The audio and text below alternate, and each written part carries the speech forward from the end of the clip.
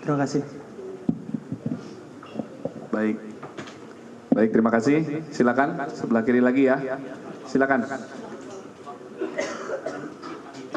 Terima kasih, selamat sore Pak Adi dan juga Bapak-Bapak sekalian.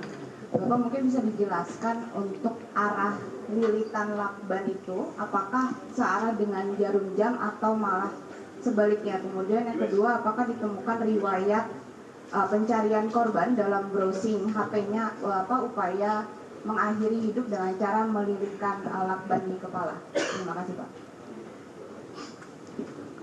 Baik, yang kedua. Ya, silakan Mbak. Ntar ya biar sisi sini habis dulu. Selamat sore Bapak-Bapak, saya Zika dari TV One. Izin menanyakan tadi untuk penegasan saja, artinya ini terindikasi tidak ada keterlibatan orang lain, kalau kita bilang ini bunuh diri begitu. Menurut pengamatan Bapak-Bapak berdasarkan ilmu kriminologi, mungkin ada banyak cara bunuh diri, namun kenapa bunuh dirinya dengan cara demikian? Lalu kedua, dikatakan plafon tidak ada tanda-tanda kerusakan. Ingin penegasan saja, apakah memungkinkan akses keluar masuk dari plafon tersebut? Terima kasih. Baik. Yang ketiga Mbak, silakan. Bentar ya, Mbak ini dulu. Ya udah, silakan Pak. Mic-nya di situ ya. Enggak. Oh enggak, ya. Mbak dulu ya.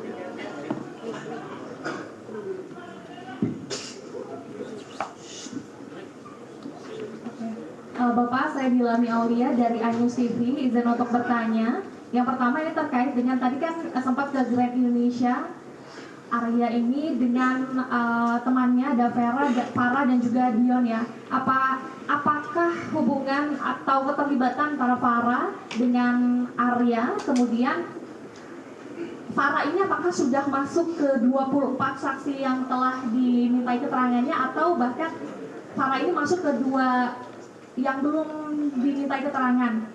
Kemudian yang kedua, ini kalau secara psikologis begitu ya, apakah memang orang yang ingin bunuh diri ini sempat jalan ke mall, ke Grand Indonesia bersama teman-temannya, ini kemudian juga kalau di kosan kan sempat booming juga ya di media sosial, sempat beli makanan, kemudian juga sempat buang sampah. Apakah secara psikologi orang yang memang ingin bunuh diri itu melakukan hal tersebut? Seperti itu, terima kasih. Baik, 3 pertanyaan. Kami persilakan.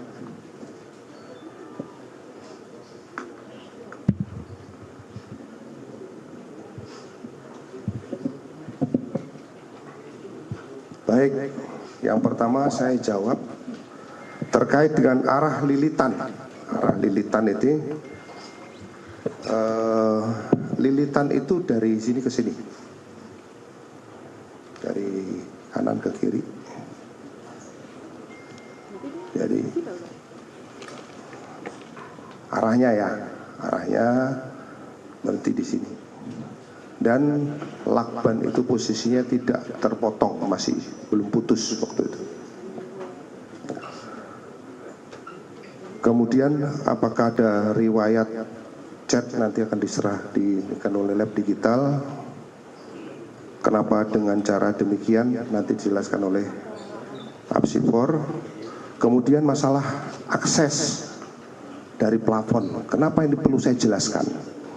Karena ini jangan sampai menjadi hal ataupun menjadi multi interpretasi lagi, bahwa ada yang nanti lewat plafon, ada nanti lewat ini.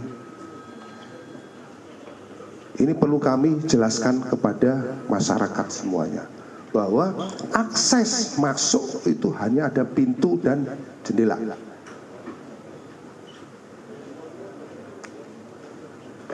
Dan pada saat malam itu, mulai dari jam 7 pagi sampai dengan korban masuk, tidak ada orang yang masuk ke kamarnya.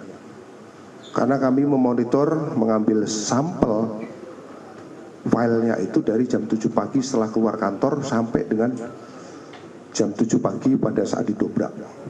Itu tidak ada orang lain masuk. Jadi kami tarik 1 kali 24 jam. Terkait dengan apa hubungan, apakah sudah diambil keterangan, Farah? Sudah. Kalau masalah hubungannya kami tidak bisa sampaikan karena itu privasi. Kemudian secara psikologis apakah harus membuang sampah dan lain sebagainya nanti mungkin dijelaskan oleh Apsifor. Namun kesempatan pertama kami berikan kepada lab digital untuk menyatakan masalah terkait masalah riwayat searching daripada korban.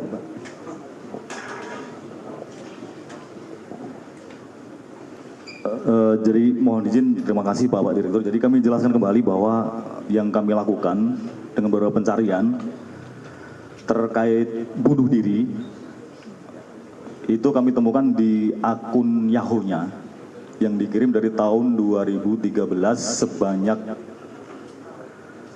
11 segmen, di tahun 2021 itu 9 segmen ke salah satu badan yang menyediakan layanan dukungan emosional rahasia bagi orang yang mengalami perasaan tertekan dan putus asa, termasuk yang dapat menyebabkan bunuh diri.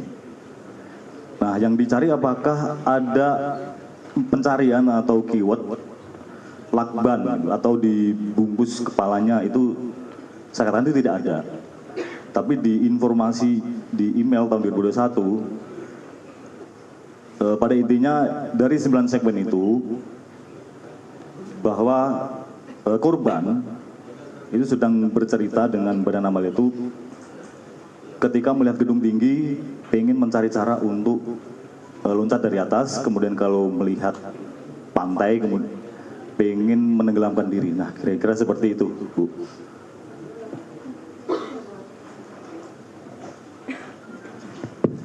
Baik, terima kasih. Berkaitan dengan katakanlah metode ini, memang Bapak Ibu sekalian berdasarkan hasil riset kami bahwa metode ini juga bukan sesuatu yang baru, ya.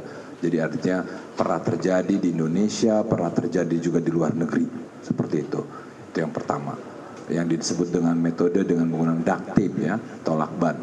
Lalu yang kedua, kita perlu ketahui bahwa secara umum individu dalam kondisi kesehatan mental yang negatif, yang kemudian sangat intens, terus berkepanjangan, resiko kemudian individu tersebut memilih tindakan untuk mengakhiri hidupnya ini bukan sesuatu yang terjadi begitu saja, gitu ya, bukan sesuatu yang terjadi secara instan. Artinya di sini kita perlu melihat bagaimana pada individu tersebut ditemukan adanya suatu riwayat. Bagaimana ada riwayat yang kemudian berkaitan dengan situasi, berkaitan dengan katakanlah faktor dalam dirinya dia atau kepribadian, lingkungan, ada suatu masalah, situasi hidup dan lain sebagainya. Jadi ini sangat kemudian berkontribusi. Jadi bagaimana kemudian kita mengidentifikasi pada individu-individu dengan masalah kesehatan mental yang kemudian pada akhirnya memilih untuk mengakhiri hidupnya sendiri, itu kemudian kita perlu identifikasi riwayat tersebut. Itu yang pertama. Dan kemudian kami menemukan ada riwayat berkaitan dengan kondisi kesehatan mental negatif yang kemudian bisa dikatakan intens dan cukup berkepanjangan seperti itu, dan berkaitan juga dengan bagaimana perilaku yang teramati di situasi terakhir kehidupannya. Memang ini sesuatu hal yang bisa dikatakan pada individu kompleks yang paling mengetahui mengenai bagaimana keadaan emosinya, suasana hatinya adalah kita sendiri. Dengan kemudian bagaimana persepsi kita tentang kita ingin bagaimana lingkungan mengenal kita dan lain sebagainya, tentu di beberapa kasus juga pada individu-individu kita melihat bahwa di bagian episode-episode terakhir kehidupannya pun dia masih tetap katakanlah berinteraksi, ya, meskipun relatif terbatas dibandingkan ketika dia dalam episode atau dalam kondisi yang lebih positif. Mungkin itu yang dapat saya sampaikan, Pak Dirut. Terima kasih. Baik, kami lanjutkan. Ya, Mbak, ceritakan ya. Ya, pemirsa, baru saja kita simak bersama keterangan sejumlah pihak terkait dengan kematian Arya Danu Pangayunan, yakni diplomat muda dari Kemlu. Sedikitnya ada 6 hasil yang dikeluarkan dari penelitian berbagai pihak, antara lain adalah dari Pusat Identifikasi Barreskrim Polri yang menyatakan bahwa penemuan sidik jari milik ADP dari 12 karakteristik yang diperiksa dan dinyatakan cocok. Sementara Puslab 4 dari hasil olah TKP menyatakan tidak ditemukan bercak darah dan sperma ataupun bagian biologi lain di lokasi. Sementara dari ahli toksikologi menyatakan bahwa di organ dan cairan tubuh ADP tidak terdeteksi toksin ataupun senyawa racun yang dapat menyebabkan kematian dari ADP. Sementara dari digital forensik menemukan file yang menceritakan keinginan bunuh diri dari ADP pada tahun 2012 dan berulang pada tahun 2021.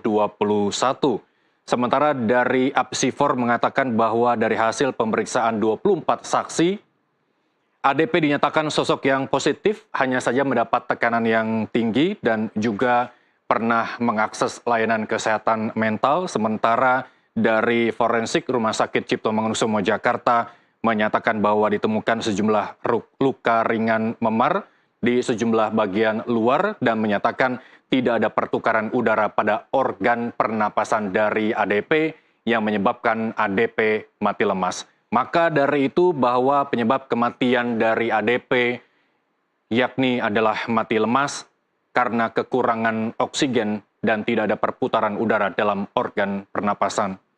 Dan pemirsa, jika Anda mengalami depresi dan mengarah pada bunuh diri, segeralah periksa dan berkonsultasi dengan psikiater terdekat.